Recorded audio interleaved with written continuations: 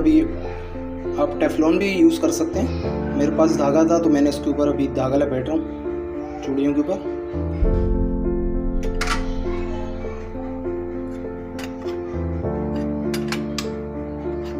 तो इस काम के लिए हमें जिन चीज़ों की ज़रूरत पड़ सकती है उनमें हमारे पास सी क्लैंप मौजूद है, ड्रिल मशीन है, हैमर है, स्क्रू ड्राइवर है फिलिप्स टाइप का, कुछ स्क्रू हैं 2 इंच के, एक इसके लिए बिट है, एक हमारे पास ट्राई स्क्वायर है। दोस्तों हमने इसकी केसिंग को फिट कर दिया है, तो आए इसको सेल डाल के चेक करते हैं।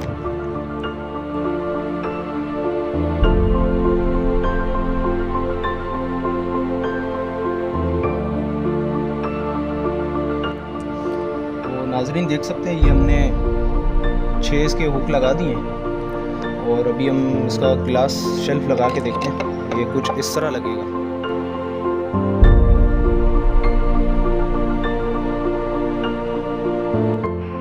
दोस्तों आपको इस चैनल पर बहुत सारी वीडियोस देखने को मिलेंगी जिसमें आप बहुत कुछ सीख सकते हैं। तो अगर आपको मेरी वीडियोस अच्छी लगे तो उन्हें शेयर करें, लाइक करें, कमेंट भी किया करें और चैनल को सब्सक्राइब लाजमी कर लें ताकि आपको नए आने वाली वीडियो के